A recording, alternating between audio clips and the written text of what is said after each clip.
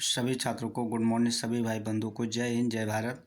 आपका UP TET C TET 2011 का paper है, जो प्राथमिक स्तर का है, जो CDP बाल विकास बोला जाता है। उन प्रश्न में हम चर्चा करेंगे।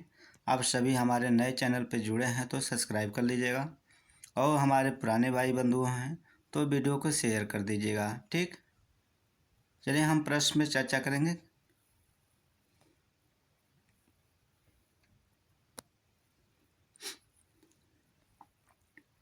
देखिए, पहला प्रश्न लिखा है आपका, उचित विकल्प को हमने क्या करना है, छांटना है जो उचित लगेगा। प्राथमिक स्तर पर एक शिक्षक में निम्न से किसे सबसे महत्वपूर्ण विशेष मानना चाहिए? धैर्य और दृढ़ता होनी चाहिए। उसके अंदर क्या होनी चाहिए? धैर्य और दृढ़ता होनी चाहिए। दूसरे प्रश्न पे आ जाइए।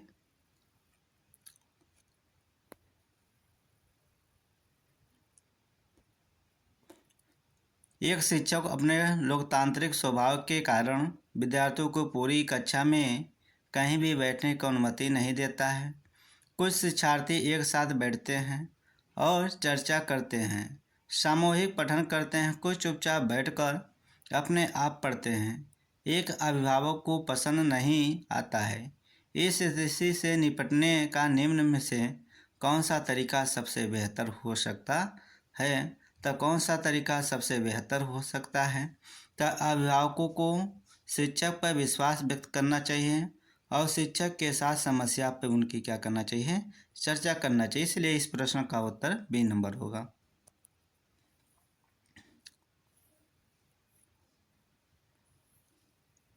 अगला प्रश्न है, वह अवस्था जब बच्चा तार्किक रूप से वस्तुओं व घटनाओं के विषय में चिंतित प्रारंभ करता है तो क्या होता है? मूर्त संक्रियात्मक अवस्था होता है। क्या होता है? मूर्त संक्रियात्मक अवस्था होता है। मन का मानचित्रण संबंधित है क्या?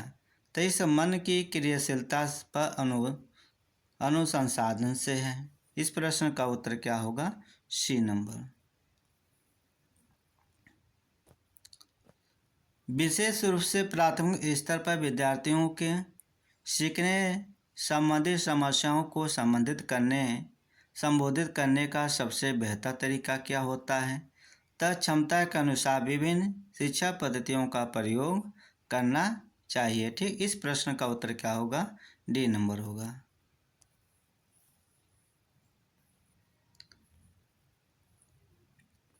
अगला प्रश्न है आपका, निम्न से कौन सा शिक्षार्थियों में सृजनात्मक का पोषण करता है? तो कौन सा प्रत्येक शिक्षार्थी की अंतर्जात प्रतिभाओं का पोषण करने का अवसर उपलब्ध कराना चाहिए।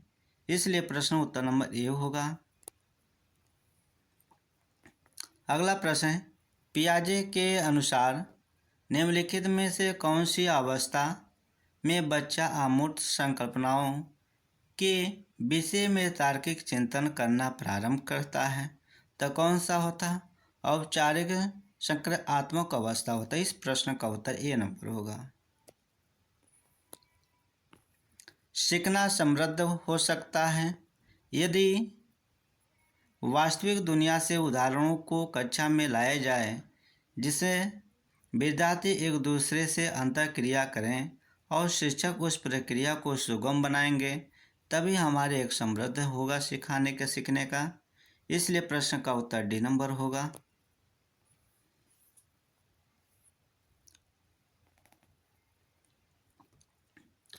अगला प्रश्न, निम्न से कौन से कथन को सीखने की प्रक्रिया की विशेषता नहीं मानना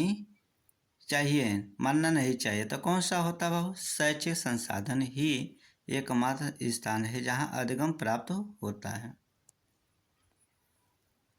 पांचवी कक्षा के दृष्टिबाधित विद्यार्थी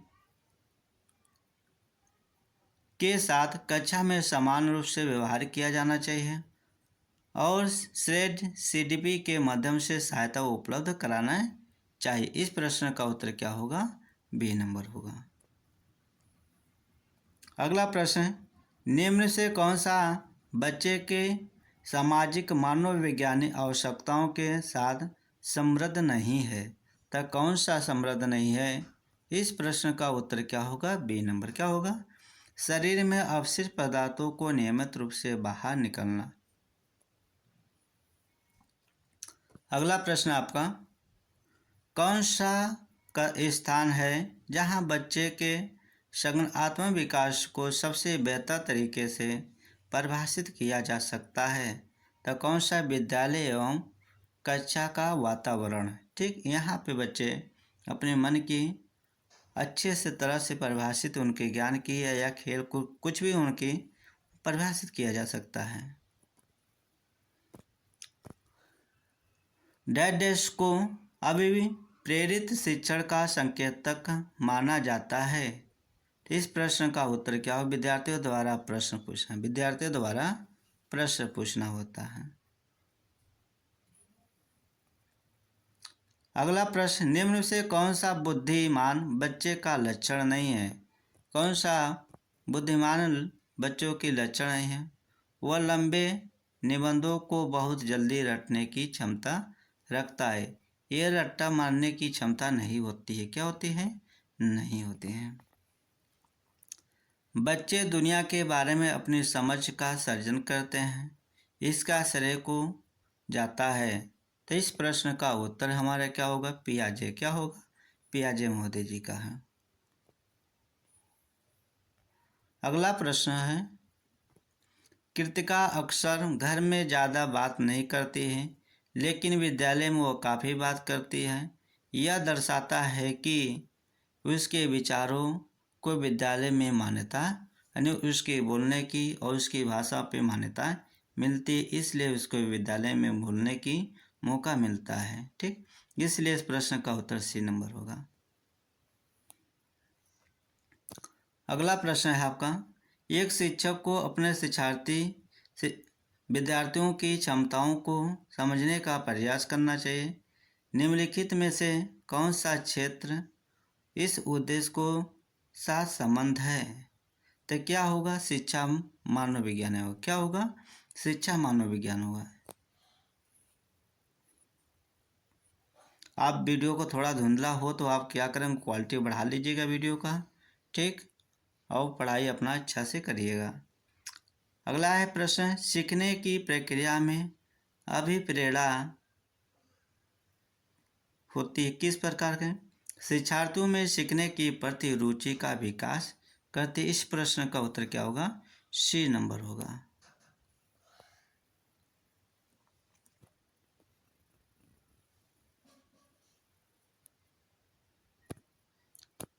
अगला प्रश्न, शिक्षा के क्षेत्र में प्रचार शब्दावली की ओर संकेत करती है। कौन सी संकेत करती है बाबू? विद्यालय के संपूर्ण कार्यक्रम जिसमें विद्यार्थी प्रतिदिन अनुभव प्राप्त करते हैं। प्रश्न का उत्तर क्या होगा? ए नंबर होगा। निचली कक्षाओं में शिक्षण की खेल पद्धति मूल रूप से आधारित होती है। किस पे आधारित होती है? विकास एवं वृद्धि के मनोवैज्ञानिक सिद्धांतों पर आधारित होती है। इसलिए प्रश्न का उत्तर क्या होगा? बी नंबर होगा।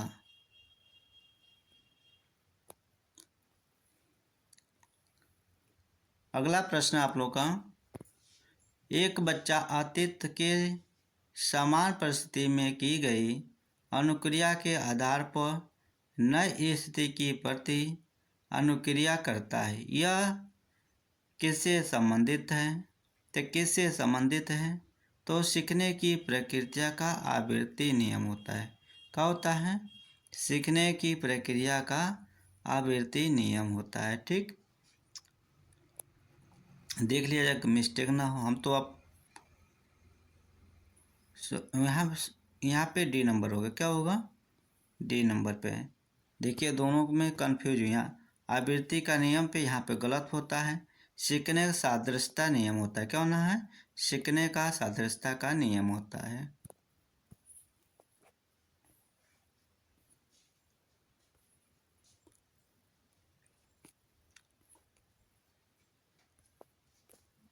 प्रतिभाशाली होने का संकेत नहीं है।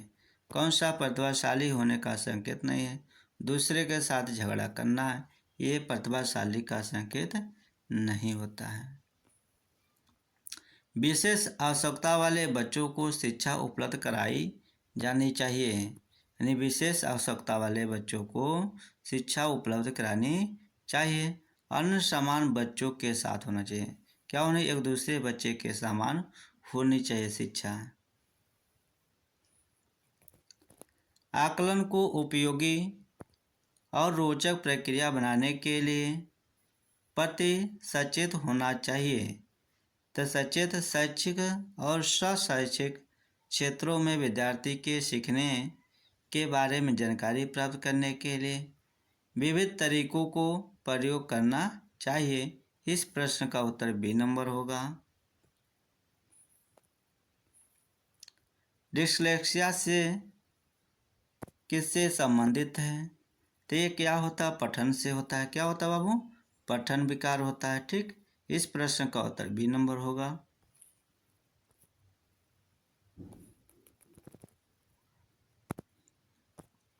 बच्चों को सीखने की प्रक्रिया में माता पिता को भूमिका निभानी चाहिए।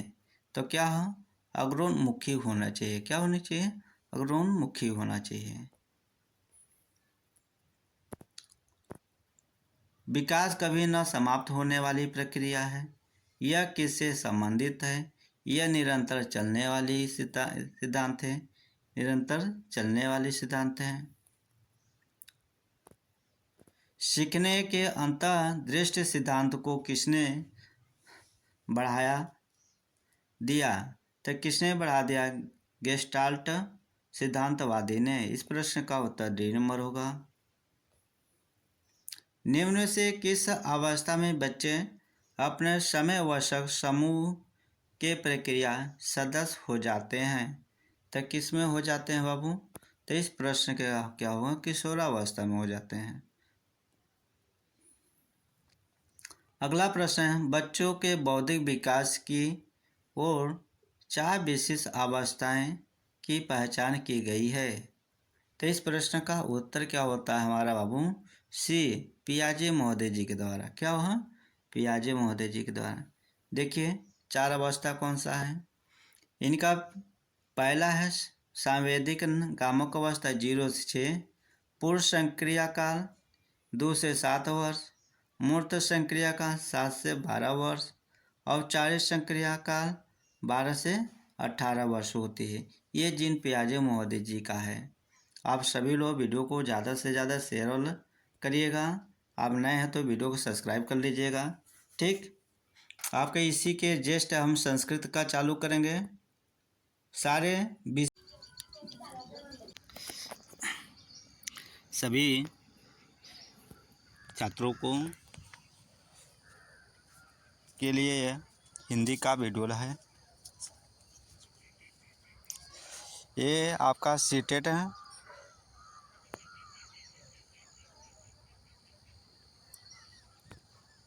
आपका सीटेट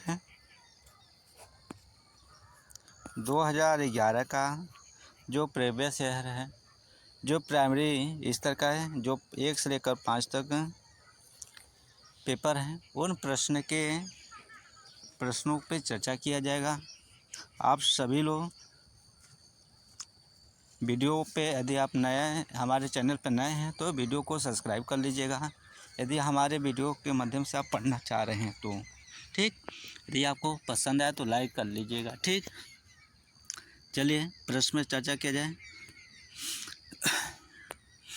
लिखा है, निम्नलिखित प्रश्नों को उत्तर देने के लिए सबसे उचित विकल्प है। सबसे उचित जो विकल्प लगेगा उन्हीं प्रश्नों के क्या करना है, हम उत्तर देंगे। उपचारात्मक शिक्षण की सफलता निर्भर करती है। जो उपचारात्मक होता है, जैसे किसी का हमने बच्चों की कमियां का उपचार करना है, ठीक, तो इसी पे कर रहा है। तो सबसे भाषी नियमों का ज्ञान पर ये तो नहीं माना जाता है। ठीक, समय या अवधि पर यह भी नहीं माना जाता है। अब कह रहा है समस्याओं के कारण को सही पहचान, यानी बच्चों की समस्या का सही कारण को पहचान करना, यही हम सबसे उचित विकल्प माना जाएगा। तो हमारा यही प्रश्न का उत्तर क्या होगा? C number. क्या होगा बाबू? इस प्रश्न का उत्तर क्या होगा? C number. क्या होगा? C number. ठीक, इस प्रश्न का उत्तर क्या होगा? C number. ठीक, अगले प्रश्न पे आइए।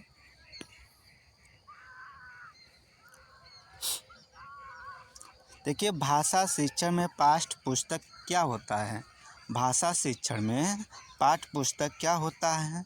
तब इस प्रश्न का उत्तर क्या होगा बाबू? साधन होता है। कैसा होता है? साधन होता है। क्या होता है?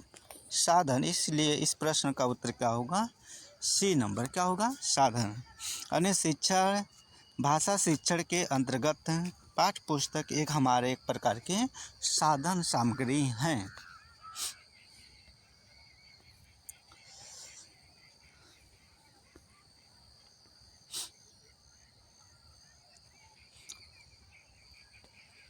हिंदी की कक्षा में प्रायः हिंदीतर भाषी बच्चे हिंदी सीखने में अनेक कठिनाइयों का सामना करते हैं, क्योंकि ये प्रश्न क्या उत्तर क्या होगा भाई?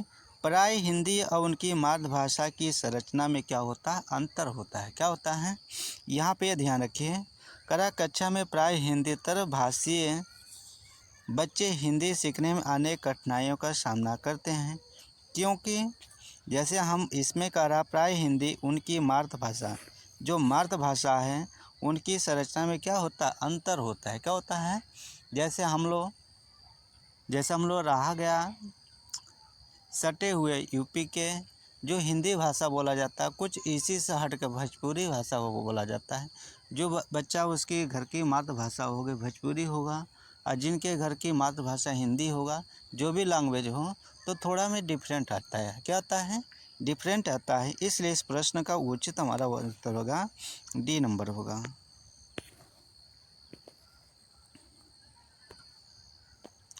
कहानी सुनाने से, बच्चों को कहानी सुनाने से क्या होता है? बच्चों की कल्पना शक्ति और चिंतन शक्ति का विकास होता है। बच्चों को थोड़ा जब भी पढ़ाया करें, ठीक, उनको अच्छे से एक कहानी, ऐसे कहानी को सुनाइए जिससे उनके अंदर थोड़ा जिज्ञासा हो। क्या हो? और उनके अंदर कार्य करने की उत्साहवर्धन बढ़े। ठीक, ऐसे चीज़ को, और कुछ उनके काल्पनिक चीज़ों को क्या करना चाहिए?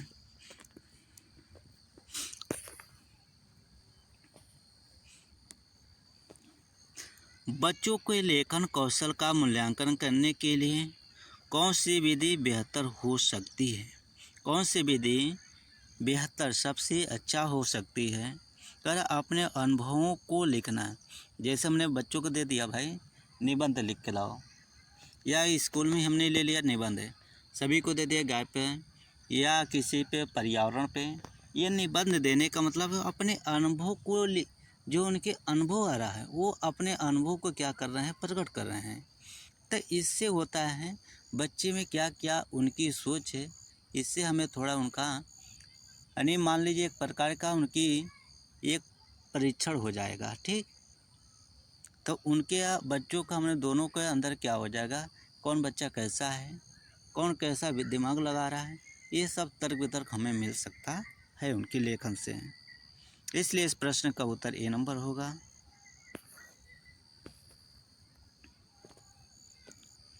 बोलना कौशल में महत्वपूर्ण है। जो बोलने के लिए हमारा क्या है? कौशल है, क्या है? महत्वपूर्ण है।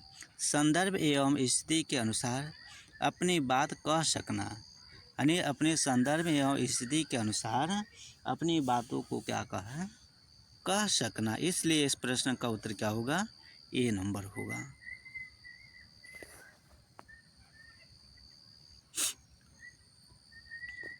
अगला प्रश्न, एक भाषा शिक्षक के रूप में सबसे बड़ी चुनौती है क्या? सबसे बड़ी चुनौती क्या हो सकती है बाबू?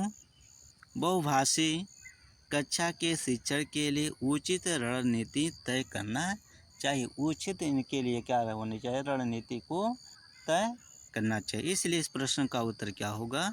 डी नंबर होगा। यहाँ पे थोड़ा देख लीजिए, करा एक समावेशी कक्षा में कौन सा कथन भाषा शिक्षण के सिद्धांतों के प्रतिकूल है? प्रतिकूल, अनुकूल, ये पे थोड़ा ध्यान रखिए, पॉजिटिव और नकारात्मक शब्द पे, ठीक।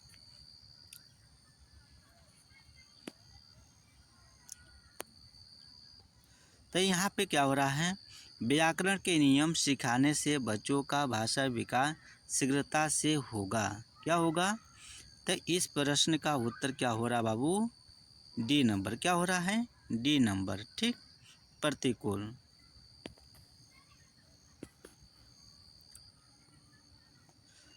एक बहुसांस्कृतिक कक्षा में आप एक भाषा शिक्षक के रूप में किस बात को अधिक महत्व देंगे? किस बात को अधिक महत्व देंगे? तो हम बच्चों को भाषा प्रयोग से अधिक अवसर देंगे, यानी बच्चों को भाषा प्रयोग के अधिक से अधिक क्या करेंगे? उनके सुनहरा मौका देंगे, ठीक। इसलिए इस प्रश्न का उत्तर क्या होगा? डी नंबर होगा।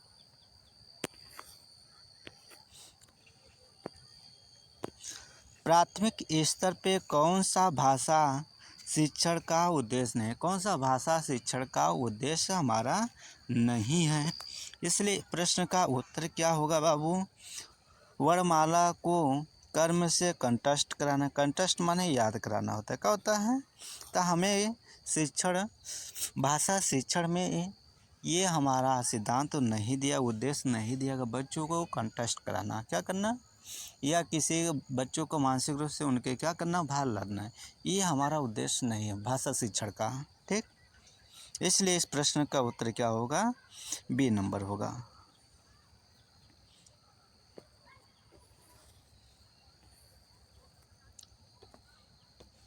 गृह कार्य के बारे में कौन सा कथन उचित है? गृह कार्य के बारे में कौन सा कथन हमारा उचित है, ठीक। तो इस प्रश्न का उत्तर क्या होता है बाबू? B number. बच्चों की क्षमता, यानी बच्चों की क्षमता स्तर के अनुसार गृह कार्य दिया जाना चाहिए। बच्चों की क्षमता के अनुसार उनका अनुलोकन कर लेना चाहिए। कैसा है? आगे जैसे बच्चे आपका यानी सिस्टम वाइज चल रहा है, तो बच्चों का हम पूर्ण रूप से उनके बारे में जानकारी हो सकता है। यदि बच्चा अचानक आ रहा है तो उनको आगे आप कुछ टेस्ट वगैरह लीजिए, यानी बच्चा ठीक ठाक है कि नहीं, तो उसी यदि ठीक ठाक है तो उसी के बेस में उसको काम देना चाहिए क्षमता के अनुसार। और हमने कहा दिया बच्चा घटाना जान ही नहीं रहा, लासा मासा दे दिया, तो उससे होता कुंठा होता है। क्या होता है? बच्चों के मानसिक क्या होता है? बिगड़ने का एक तरीका है, क्योंकि लगा पाएगा नहीं, आएगा 2 डंडा रोज खाएगा। तो इससे पहले उनकी आगे कमियों को दूर किया जाए, कमियों को दूर किया जाए।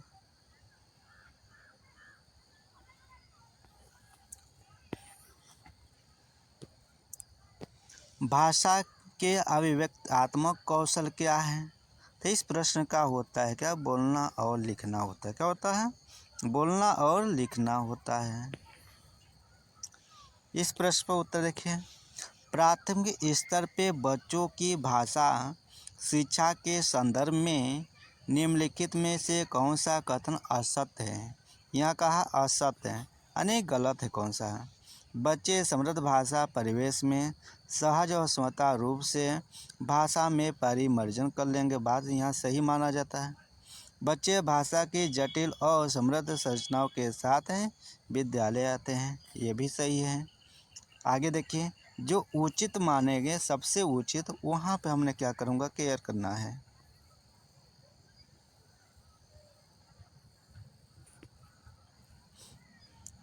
अब यहाँ पे ध्यान रखिए, बच्चों की भाषा संकल्पनाओं और विद्यालय में प्रचलित भाषा परिवेश में विरुद्ध भाषा ही भाषा सीखने में सहायक होता है। ये गलत है। क्या होता है? इस प्रश्न का उत्तर हमारा सी नंबर गलत है, ठीक। विरोधाभास नहीं होना चाहिए भाई।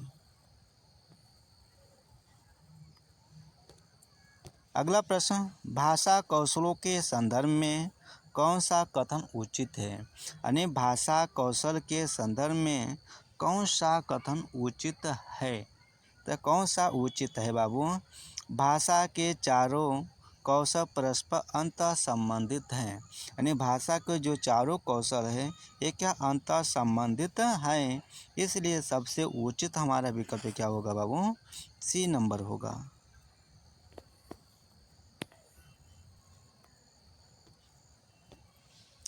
पाठ में दिए गए चित्रों का क्या उद्देश्य होता है?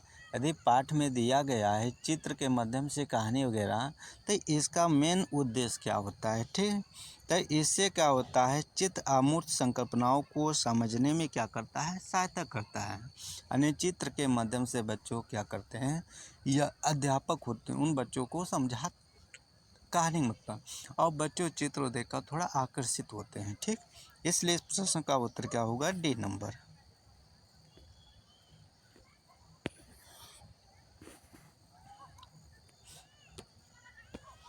अब निर्देश में देखिए, प्रश्न 106 से 111 कविता की पंक्तियाँ पढ़कर निम्नलिखित प्रश्नों में सबसे उचित विकल्प चुनें। सबसे उचित विकल्प को क्या करना है?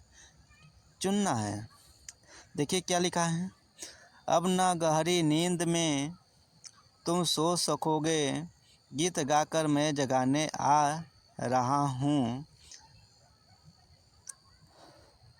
अतल अस्पताल तुम्हें जाने न दूंगा, अरुण उदयाचल सजाने आ रहा हूँ, कल्पना में आज तक उड़ते रहे तुम, साधना से शहर कर मुड़ते रहे तुम, अब तुम्हारे आकाश में उड़ने न दूंगा, आज धरती पे बरसाने आ रहा हूँ। ये किसने लिखा?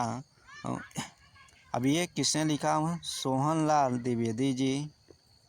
देखिए अब इस प्रश्न में ध्यान रखना है आप लोग को, करा गहरी नींद में सोने का अर्थ क्या है? यानी गहरी नींद में सोने का अर्थ यही होता है बाबू, क्या होता है? बेखबर होना। क्या होता है? यानी जैसे हम कहते हैं कुछ पता ही नहीं है किस नींद में सोए हैं, तो उसी तरह याद कर बेखबर। क्या हुआ? बेखबर में होना। ठीक, किस दुनिया में बोलते हैं ना, ठीक, इसी तरह बेखबर याद करिएगा आप लोग।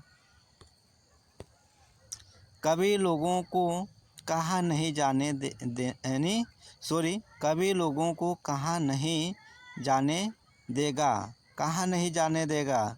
पतन की राह पर। कहाँ पर? पतन की राह पर कभी लोगों को नहीं जाने दिया जाएगा। ठीक,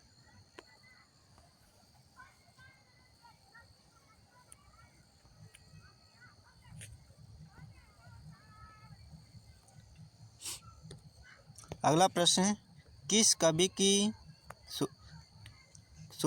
कवि किस तरह की पंक्तियों को संबोधित कर रहा है? यानी कवि किस प्रकार की किस तरह के व्यक्तियों को संबोधित कर रहा है?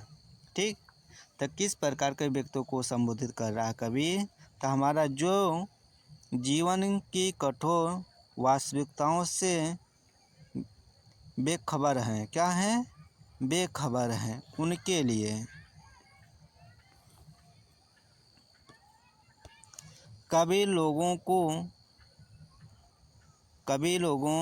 को क्यों नहीं जगाना चाहता है? तो क्यों नहीं जगाना चाहता है बाबू? तो इसलिए ताकि मनुष्यों में गतिशीलता आ सके और वे प्रगति के पथ पर आगे बढ़ सकें। इसलिए इस प्रश्न का उत्तर क्या होगा? बी नंबर होगा।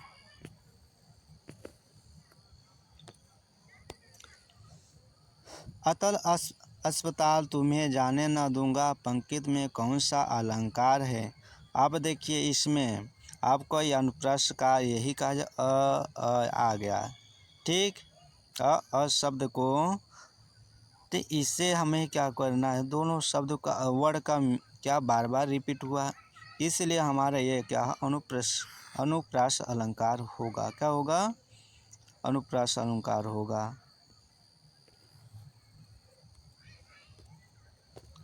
कविता का उपयोग शीर्षक हो सकता है, यानी कविता का उपयोग शीर्षक हो सकता है, तो कौन हो सकता है भाई?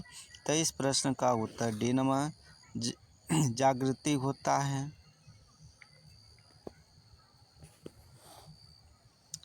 अब यहाँ पे आपका प्रश्न है 112 से 120 प्रश्न पे, ठीक।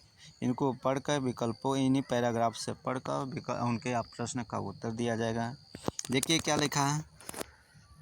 मनु बहन ने पूरे दिन की डायरी लिखी, लेकिन एक जगह लिख दिया सफाई बगैर की।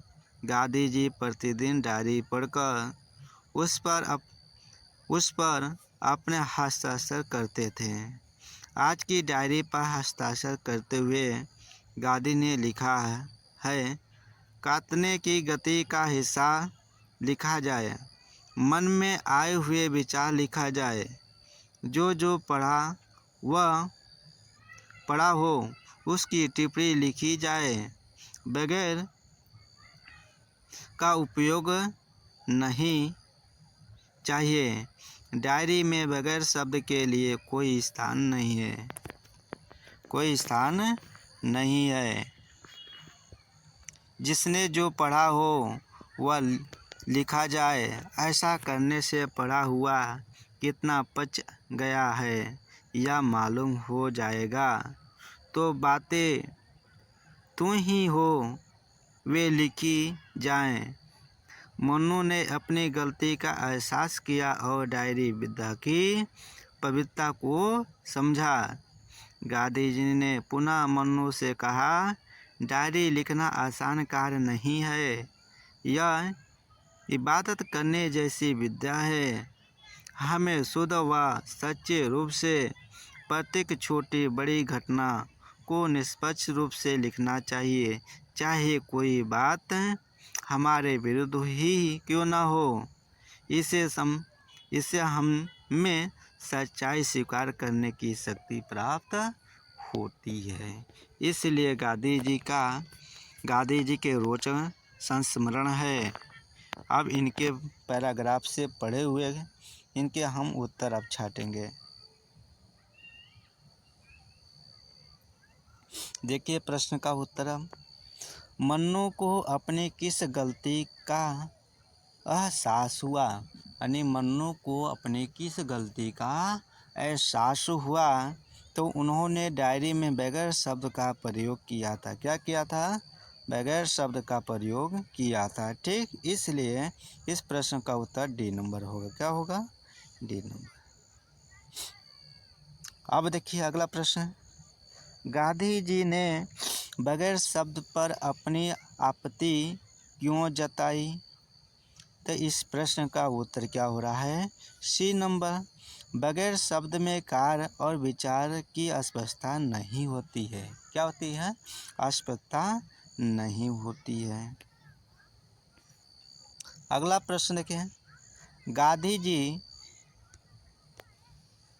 जी ने डायरी लिखने को इबादत करने जैसी क्यों कहा? दोनों में सच्चाई और ईमानदारी चाहिए। दोनों में क्या होनी चाहिए? ईमानदारी और सच्चाई होनी चाहिए। सच्चाई और ईमानदारी होना चाहिए। इसलिए इस प्रश्न का उत्तर क्या होगा? हमारा डी नंबर होगा।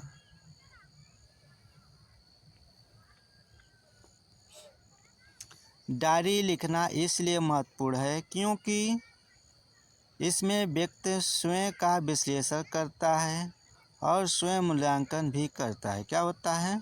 व्यक्ति स्वयं में अपना क्या करता है? विश्लेषण और स्वयं मूल्यांकन भी कर सकता है। तो इसलिए प्रश्न का उत्तर क्या होता है हमारा? ये नंबर। क्या होगा? ये नंबर होगा।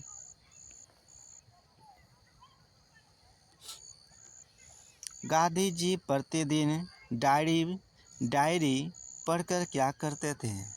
गांधी जी प्रतिदिन डायरी पढ़कर वो क्या करते थे? तो इससे उनकी कुछ होगा भाई, अपनी कमी ठीक महसूस करते होंगे, चाहे अपने जो भी चीज़ गलतियाँ ये बोले होंगे उनको माध्यम से क्या होता है?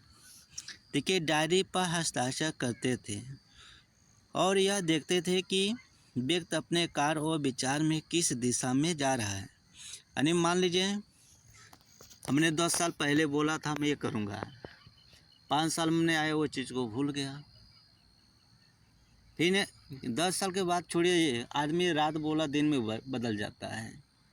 इसलिए यदि अच्छा लीडर है, यदि समाज का सेवक में है, चाहे अध्यापक हो चाहे कोई भी हो, यदि अपना कर्तव्य निष्ठा पे है तो उस पर ध्यान रखेगा, वो बदलेगा नहीं। ठीक, अपनी अपने विचार है बाबू। ठीक, तो इनका विचार यही था, यानी अपने कार्य और विचार में किस दिशा में जा रहे हैं उनको इससे थोड़ा स्पष्ट होता है।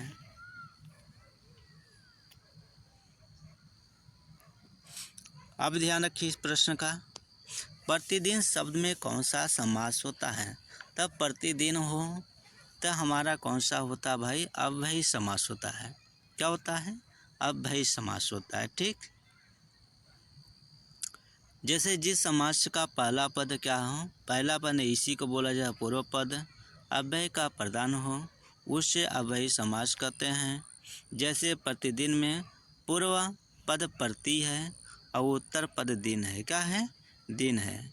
इसलिए यहाँ पर हमारा क्या होगा? अव्ययी समास होगा। ठीक, अगला प्रश्न देखिए, पढ़ा हुआ कितना पच गया है का अर्थ क्या है? यानी जितना हमने पढ़ा है वो कितना पच गया, कितना नहीं पचा। तो ये कहने का मतलब कितना पढ़ा हुआ कितना पच गया का अर्थ क्या है? तब पढ़ा हुआ कितना आत्मसात किया। क्या हुआ? यानी पढ़ा हुआ कितना अपने आप आत्मसात कर लिया। ठीक, इसका अर्थ हुआ। तो इसलिए प्रश्न का उत्तर क्या होगा? डी नंबर होगा। कार्य शब्द का तद्भव रूप बताइए। कार्य शब्द का तद्भव रूप क्या होगा? तो हमारा काज होता है, काम और काज। क्या होता है? काम और काज, याद रखिए। अगला प्रश्न आपका है बाबू, सभी लोग वीडियो को हमारे नए चैनल से माध्यम से वीडियो देख रहे हैं, आप से निवेदन है कि वीडियो को सब्सक्राइब कर लीजिएगा। यदि आपको यदि पसंद आ रहा हो तो लाइक कर लीजिएगा। यदि आपको सगे संबंधित हों तो थोड़ा उनको लिए आप हमारे या आपके कुछ नम्र निवेदन से उनको भी शेयर कर दीजिएगा, क्योंकि दूर होंगे, आने जाने में उनकी कठिनाई होगी।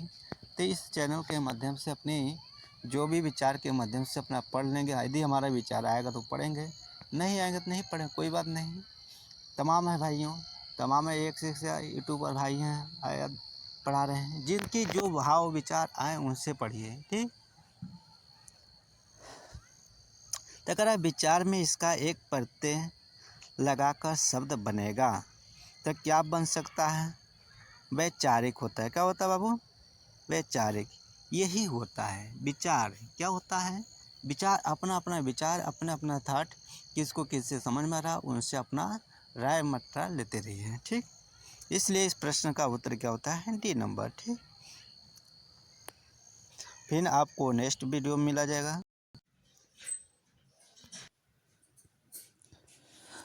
आज आपका सीटेट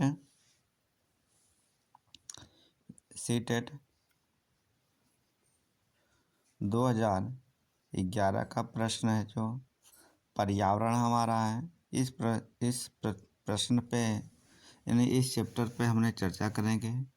आप सभी लोग नए हैं तो वीडियो को आप लोग सब्सक्राइब कर लीजिएगा।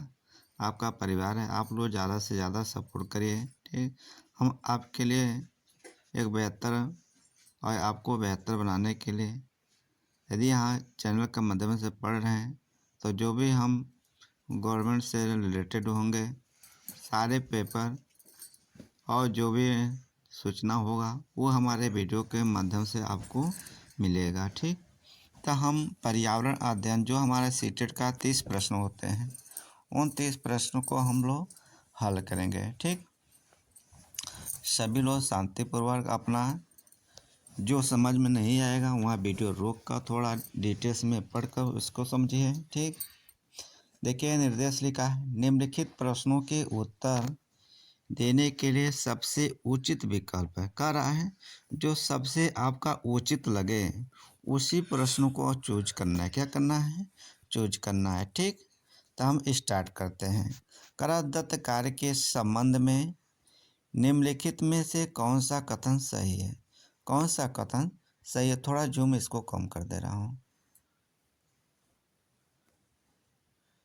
अब इस पे हमने क्या किया, कौन से दत्त हमारा क्या होगा? सही होगा। तो हमने पहला ऑप्शन देखिए, दत्त कार्य अभिभावकों, भाइयों या बहनों द्वारा अपने क्षमता के अनुसार किया जा सकता है। यहाँ भी बात यहाँ सही है, बाकी कैसे सही है? अब देखिए, प्रतिदिन विविधताओं और अभ्यास कराने के लिए कक्षा कार्य और फिर गृह कार्य के रूप में दत्त कार्य देने की आवश्यकता है। दत्त कार्य आकलन का एकमात्र तरीका है। अब देखिए, सबसे बेहतर सबसे उचित हमें खोजना है। दत्त कार्य बच्चों को सूचना खोजने, अपने विचारों का निर्माण करने, उन्हें उच्चारित करने का अवसर देना चाहिए। बच्चों के कोई भी कार्य करने के लिए उनके खोजने दीजिए और उनके विचारों के निर्माण उच्चारित करने के लिए उनका सुनहरा अवसर देना चाहिए, मौका देना चाहिए। क्या देना चाहिए? मौका। आपको अवसर दिया है या सुनहरा मौका दिया जाए, प्रोत्साहित किया जाए। ये सब हमारे क्या ऑप्शन में दिखाई दे पॉजिटिव शब्द हैं। नकारात्मक चीज़ पे नकारात्मक चीज़ पे ध्यान रखें। तो सबसे उचित हमारे इसमें क्या होगा बाबू? D number. इस प्रश्न का उत्तर क्या होगा? डी नंबर होगा। अगले प्रश्न पे आते हैं।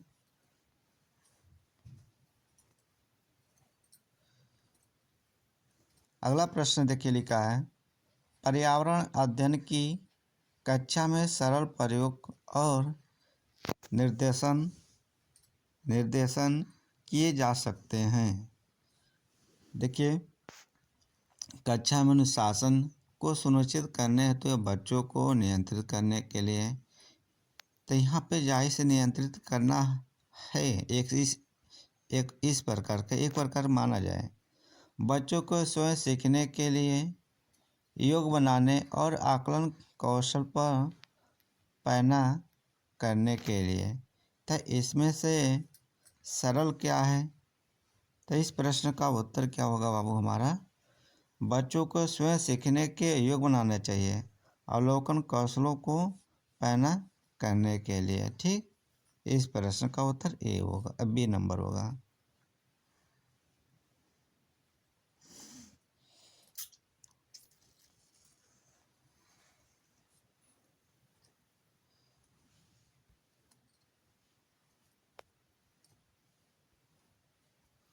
अगला प्रश्न है, दुर्गा एक गांव में रहती है और लकड़ी या गोबर के उपले का ईंधन इस्तेमाल करते हुए चूल्हे पर खाना पकाती है।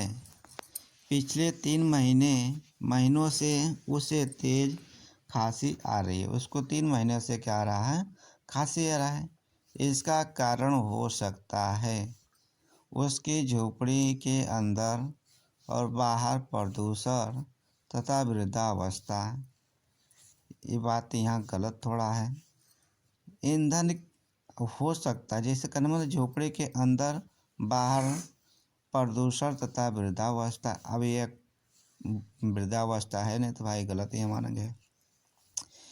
ईंधन के जलने से प्रोत्साहित कार्बन मोनोऑक्साइड या उसके श्वसन नली में जम गई होगी। ठीक, यहाँ पे हमारा इसके यही क्या होता है, जैसे मान लीजिए ईंधन को जलाया जाता है तो उसे धुआं अनेक प्रकार के निकलती रहती हैं, तो वही कार्बन मोनोऑक्साइड उसके श्वसन नली में जम गई है। इसी के कारण उसको बार बार तेज खांसी आ रही है। ठीक, इस प्रश्न का उत्तर क्या होगा? बी नंबर होगा।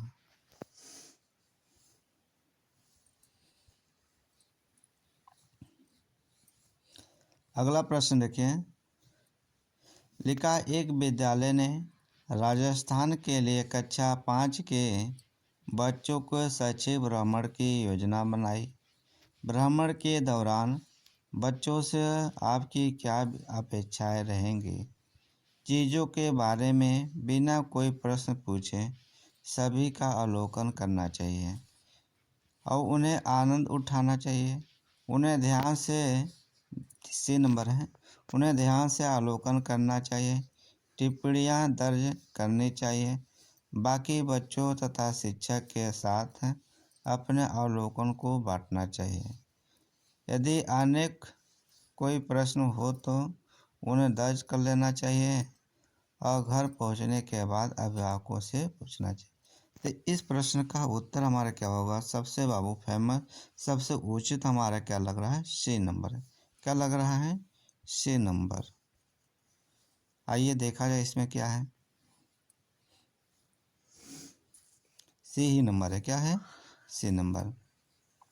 जो सबसे उचित लगे उसी को हमें क्या करना है? विकल्प में छांटना है जो सबसे उचित हो। रानी अपने घर का कूड़ा नीचे दर्शाए तरीके से 2 ढेरियों में अलग करती है। केले का छिलका, सब्जी का छिलका, सूखी पत्तियाँ, जैम की बोतल, सॉस की बोतल, उपयोग में लाए गए टूथपेस्ट ट्यूब प्लास्टिक के खिलौने में रखती है। रानी ने 2 ढेरियों में कूड़ा निम्न आधार पर अलग किया। तो अलग करने का मतलब यह अलग किया करा है। दुर्गंध है, दुर्गंध रहित है। अब घटित होने वाले, अब घटित नहीं होने वाले, यानी सूखा और गीला जो सड़ गल सकते हैं, जो नहीं सड़ गल सकते हैं, उनको अलग अलग प्रकार के उस लड़की ने रखे। जो जैसे फल वगैरह हैं ये सड़ गल सकते हैं और जो प्लास्टिक वगैरह की चीज़ हैं वो नहीं गल सकते। उससे अवघटित जैसे करा अवघटित होने वाले, अवघटित नहीं होने वाले। अवघटित ये नहीं होंगे ना प्लास्टिक वगैरह, इसलिए वो बेचारी क्या की, दोनों को अलग अलग इस्तेमाल की।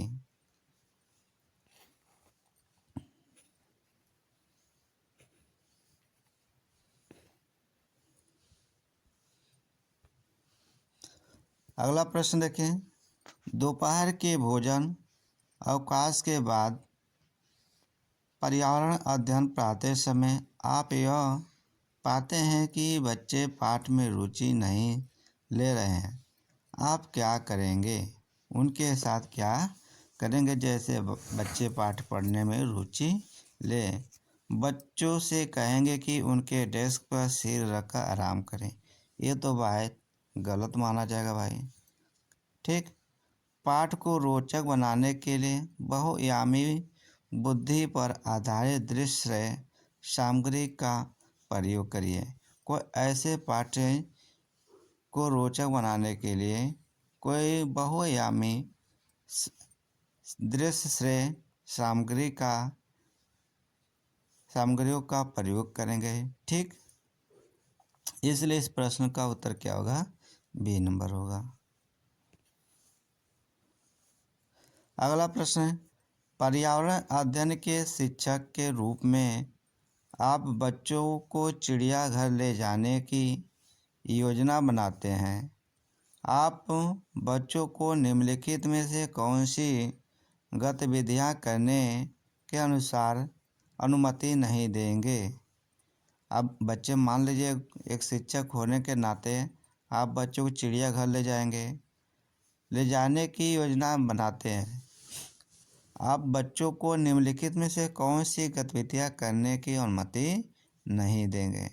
अब देखिए, चिड़ियाघर के विभिन्न जानवर कौन सा भोजन खाते हैं यह पता लगाना चाहिए। चलिए भाई पता लगाएं बच्चे। चिड़ियाघर में जिन जानवरों को देखेंगे उनकी फ़ोटो एकत्रित करेंगे। अब यहाँ पर भाई मोबाइल है तो एकत्रित करो, ना तो ना कोई बात नहीं है। ठीक।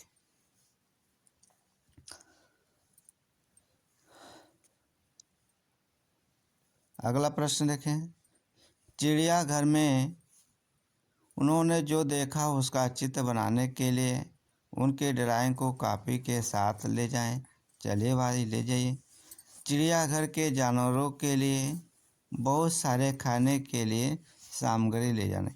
अब बहुत चीज़ जब चिड़ियाघर देखने जाएंगे तो चिड़ियाघर में जानवरों के लिए पैक करके ले जाएंगे सामग्री? नहीं, ये क्या हमारा है गलत। उनको देखने के लिए केवल आप जाएंगे, उनके लिए सामग्री वगैरह खाने पीने के लिए नहीं ले जा सकते हैं। ठीक।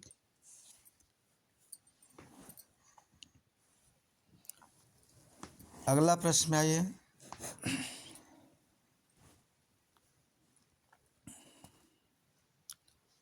लिखा है बीज अंकुरण की अवधारणा को इस तरह सबसे बेहतर तरीके से पढ़ाया जा सकता। अंकुरित बीजों को फोटो दिखाना। चलिए भाई फोटो दिखा दीजिए भाई। कक्षों में अंकुरित बीजों को दिखाना और अंकुरण की प्रक्रिया को स्पष्ट करना। बोर्ड पर चित्र बनाते हुए अंकुरण के चरणों को प्रदर्शित करना। ये भी बात है। जो सबसे उचित मानना है उसी पे हम प्रश्न के ऑप्शन पे जवाब दूंगा। बीज बोने, अंकुरण के विभिन्न चरणों का अवलोकन करने और उनका चित्र बनाने की गतिविधि को बच्चों को निष्पादित करने के लिए करना है। क्या करना है? निष्पादित करने के। इस प्रश्न का उत्तर क्या होगा? हमारा डी नंबर होगा। D number. अगले प्रश्न पे आइए।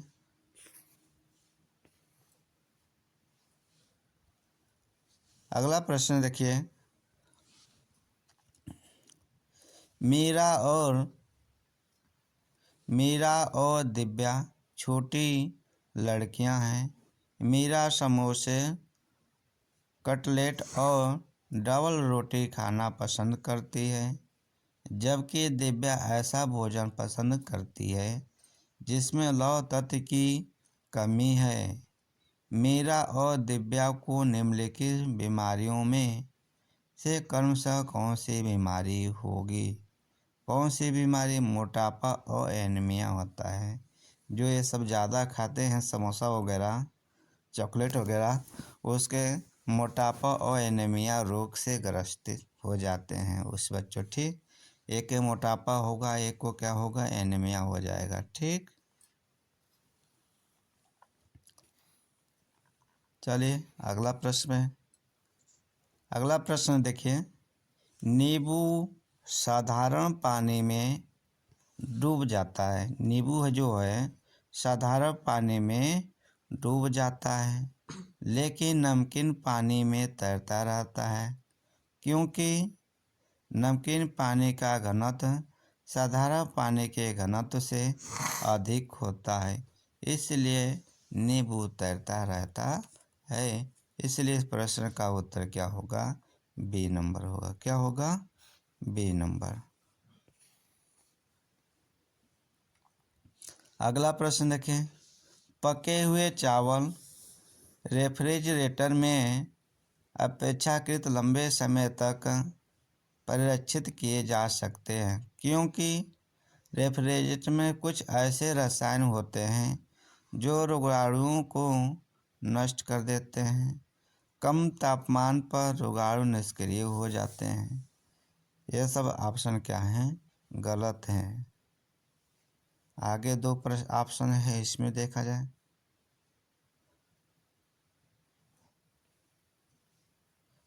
कहा है रोगाणु कम तापमान पर नष्ट हो जाते हैं। कम तापमान पर भोजन का नमी तत्व घट जाता है, इसलिए यहाँ पे यही सही होगा बाबू।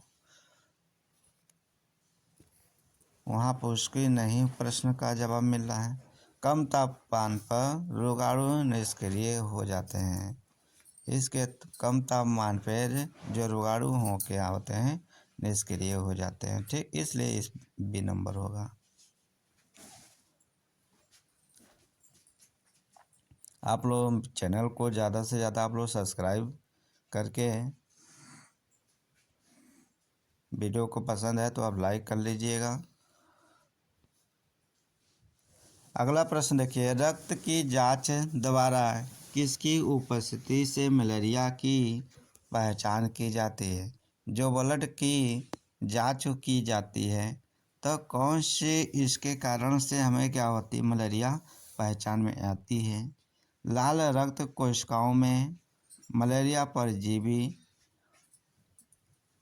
प्लाज्मोडियम होता है तो इसी के कारण पहचान होती है, इसलिए इस प्रश्न का उत्तर ए नंबर होगा। अगला प्रश्न, पर्यावरण अध्ययन की कक्षा में अवधारणाओं को स्पष्ट करने के लिए कविताओं और कहानी कथन का प्रयोग करना। ठीक, तो देखिए, उचित दिशा में बच्चों को चर्चा को केंद्रित करता है, पाठ को आनंददायक और रोचक बनाने में मदद करता है। सही है। स्थानीय और विश्व स्तर पर संसार की प्रकृति को खोजने और कल्पना करने की योग्यता का विकास करने में मदद करता है।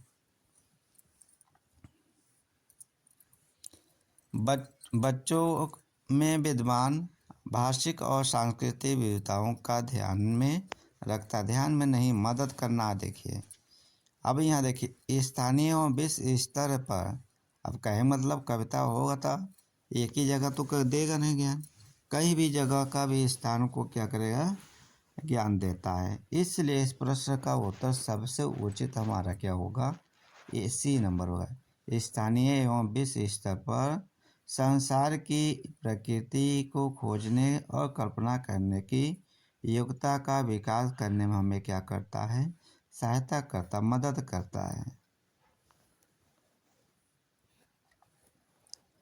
किसके नेतृत्व में चिपको आंदोलन को बल मिला? किसके नेतृत्व में चिपको आंदोलन का बल मिला? आप सभी लोगों को पता है, सुंदरलाल बहुगुणा के, ये उत्तराखंड में है। क्या है? उत्तराखंड के चमोली जिला में है।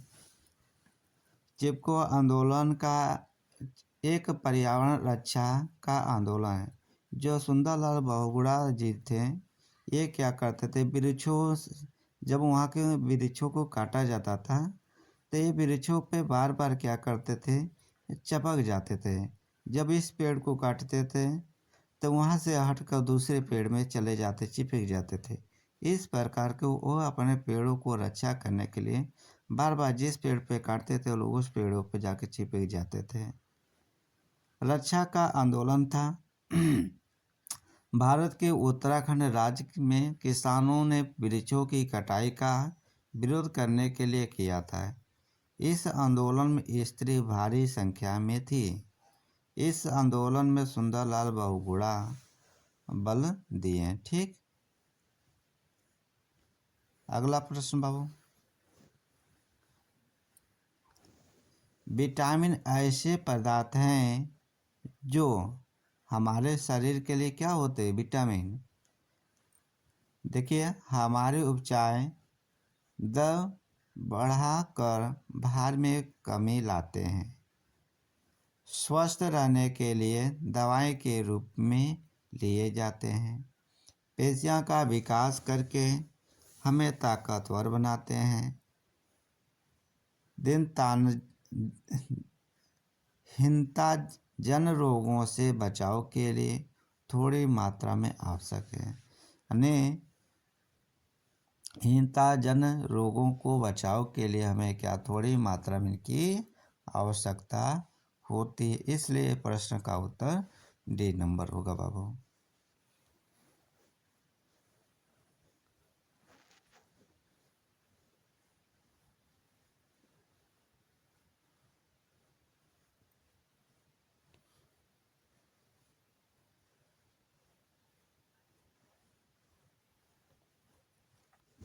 अगला प्रश्न है, ग्रामीण क्षेत्रों में गाय के गोबर से झोपड़ियों की दीवारों और फर्श को लीपा जाता है।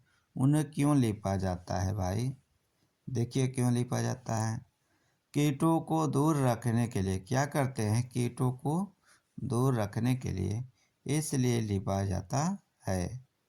लिपने से वहाँ की जो ज़मीन होते हैं सुरक्षित रहते हैं। ठीक, जैसे ऊपर खरबिद्रे के जैसे फुलफुले जैसे कीड़े मकोड़े हमेशा रेंगते रहते हैं, लिपने के बाद वो नहीं रेंगते हैं।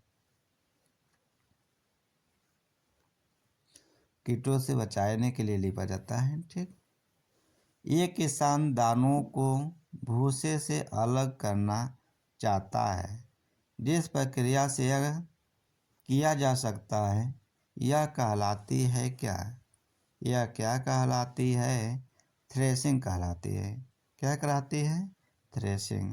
यानी भूसा से कहने मतलब अनाज अलग करने के लिए ये थ्रेशिंग होता है। क्या होता है? थ्रेशिंग। अगला प्रश्न है, पर्यावरण अध्ययन की पाठ्य पुस्तक में पहेलियाँ शामिल करने का निम्नलिखित में से कौन सा उद्देश्य नहीं है? कौन सा उद्देश्य नहीं है? सृजनात्मक चिंतन की योग्यता और आवश्यकता का विकास करना चाहिए। यहाँ पे सही है बाबू। बच्चों में अवलोकन आत्मक चिंतन की शक्ति भी विकसित करना चाहिए। ये भी बात सही है। बच्चों को तर्कण शक्ति का विकास करना चाहिए। ये भी सही है। बच्चों के मस्तिष्क को भ्रमित करना और उन्हें इस भ्रम का आनंद उठाने देना चाहिए। गलत है। उनके मस्तिष्क का भ्रम करना और उसका देख कर आनंद उठाना ये हमारा क्या है?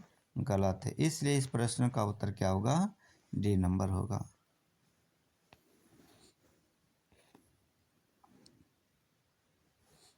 अगला प्रश्न देखिए आप लोग।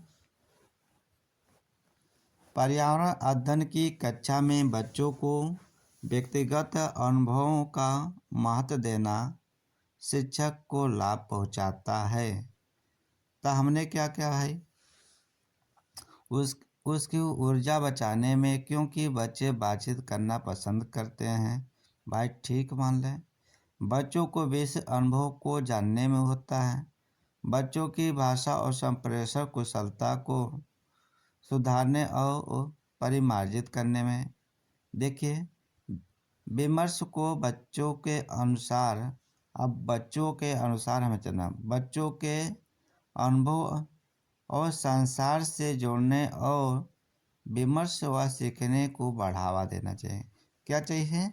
बढ़ावा देना चाहिए। ठीक, तो इसलिए प्रश्न का उत्तर क्या होगा? डी नंबर होगा।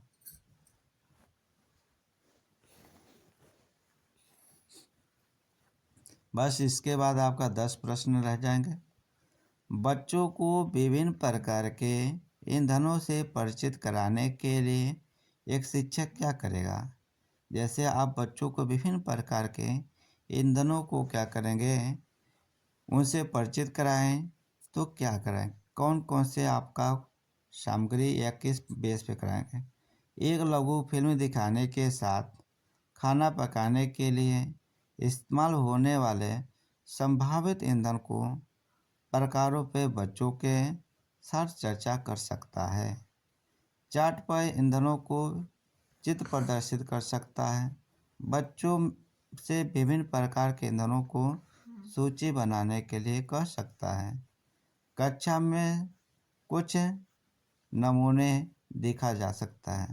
तो हमें लग रहा बाबू यहाँ पे कर रहा है एक लघु फिल्म दिखाने के लिए साथ खाना पकाने के लिए इस्तेमाल होने वाले संभावित ईंधनों के प्रकार पर बच्चों को साथ चर्चा कर सकता है।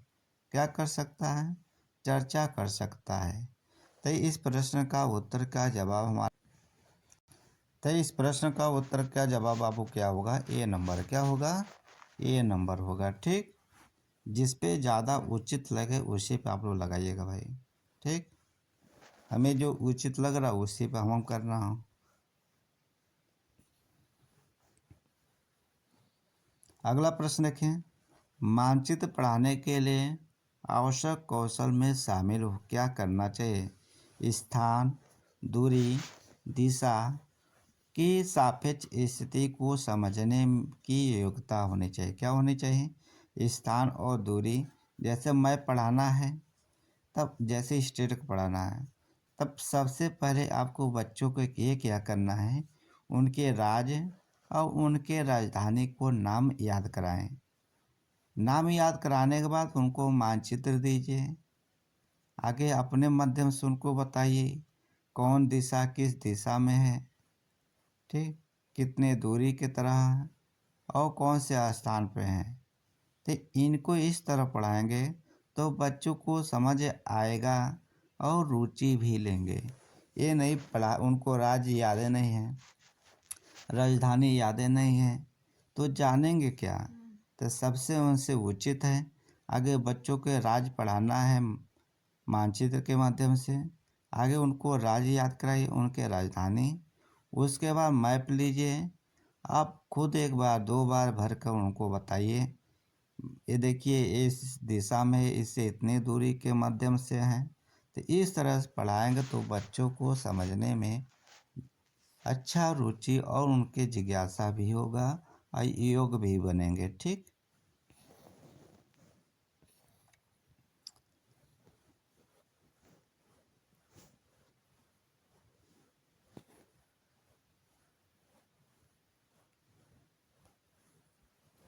अगला प्रश्न देखें।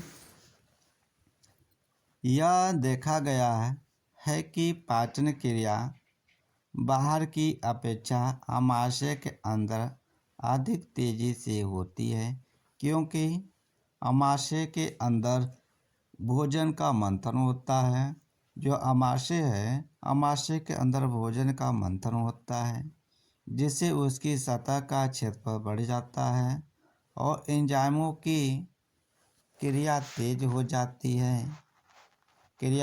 जाती है, तो इसलिए उसकी भोजन की पाचन क्या होता है, अधिक हो जाती है। ठीक, इसलिए प्रश्न का उत्तर ए नंबर होगा।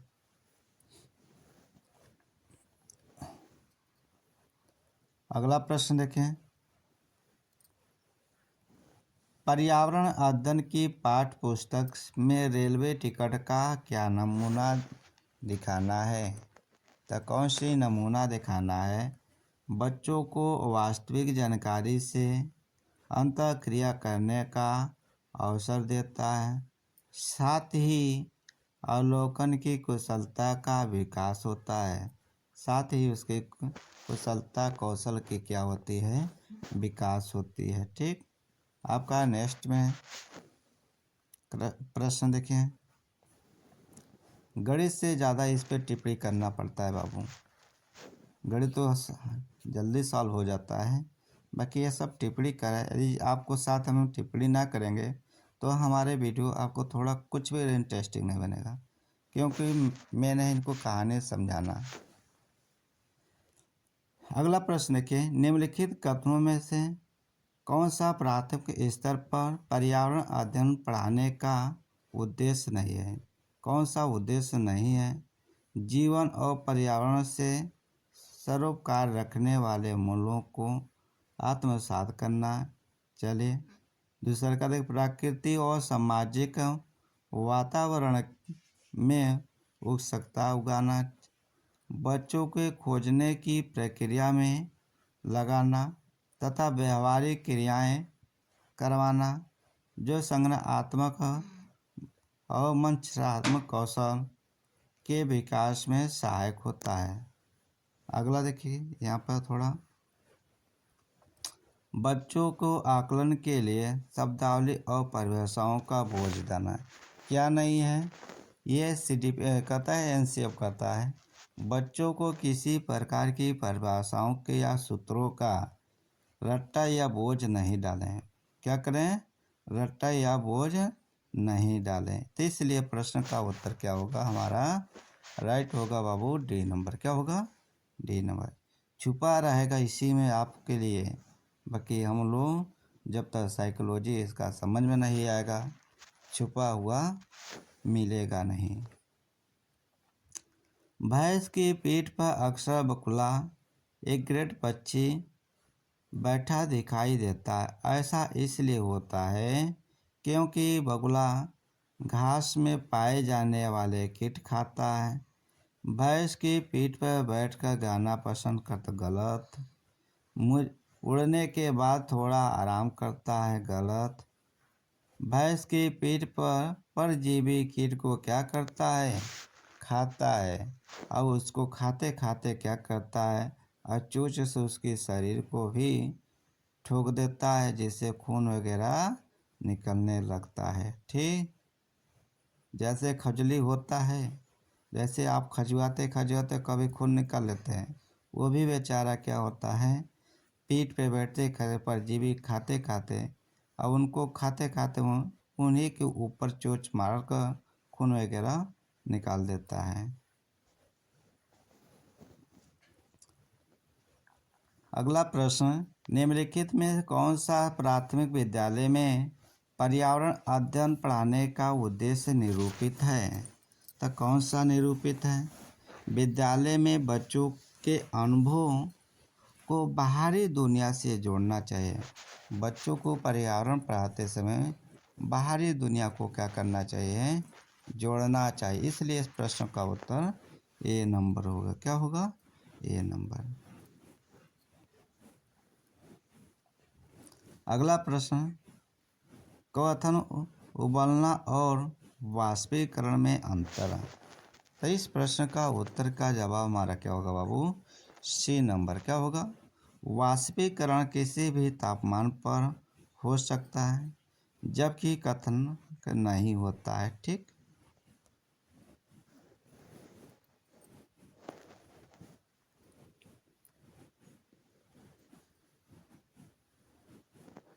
बस आपका 2 प्रश्न हैं, इसके बाद ख़त्म हो जाएंगे। आपको फिर नेक्स्ट वीडियो में मिलेंगे। आपका भाई हिंदी क्या मिलेगा? हिंदी और संस्कृत मिलेगा। ठीक, आपका CDP हो गया है, मैथ हो गया है, EVS हो गया। इसके बाद आप संस्कृत मिलेगा, संस्कृत का भाषा और हिंदी का। एक पुरुष जिसका रक्त O है और ए रक्त समूह वाली स्त्री से शादी करता है, उसके पहले बच्चे के रक्त समूह O होने की संभावना कितने % रह जाता है? 50-50 होता है। क्या होता है बाबू? यदि उसके ब्लड O है, A है, तो उसके 50-50 होने की संभावना होता है। कितने होते हैं? 50% होने के लिए। ठीक, टूटता तारा उल्का है। टूटता हुआ तारा कैसा है? उल्का है। तो इस प्रश्न का उत्तर का जवाब हमारा क्या होगा भाई? उल्काव जो पृथ्वी के वायुमंडल में प्रवेश करते ही आग पकड़ लेता है। आपका अंतिम प्रश्न है। आप सभी भाई बंधुओं इस वीडियो को इतना से शेयर कर दीजिए, जिससे हमारा आपका मोटिवेशन में थोड़ा बदलाव आ जाए। ठीक, आप लोग 1000 सब्सक्राइब बढ़ा दीजिए। उसके बाद हम कुछ आपको लिए अलग से कुछ माध्यम से कुछ ऐसे रोचक चीज़ वीडियो बनाएंगे, जिससे आपका किसी भी अन्य वीडियो देखने की आवश्यकता ही नहीं पड़ेगा। ठीक, सारे A to Z हमने सारे पेपर इसी पे डालूँगा। प्राथमिक स्तर पे आकलन में शामिल होना चाहिए। तो प्राथमिक स्तर पे आकलन में शामिल होना चाहिए। तो क्या होना है? शिक्षक द्वारा सतत और असंरचनात्मक तरीके से किए गए अवलोकन को बच्चों और अभिभावकों के साथ बांटना चाहिए। इसलिए क्या होता है? इस प्रश्न का उत्तर B नंबर होना चाहिए। कुछ अभिभावक के लिए, कुछ शिक्षक के लिए हमें क्या करना चाहिए? बांट देना चाहिए। ठीक, आपके नेक्स्ट वीडियो में बाबू मिलेंगे हिंदी का। जिन भाई बंधुओं ने हिंदी लैंग्वेज है, हिंदी करेंगे, जिनकी इंग्लिश है, इंग्लिश करेंगे। ठीक, तो इसलिए क्या है, कल इस शाम को, इसी शाम को, आज ही शाम को इस वीडियो को हमने हिंदी का अपलोड करेंगे। आप लोग चैनल को सब्सक्राइब कर लीजिएगा। ठीक।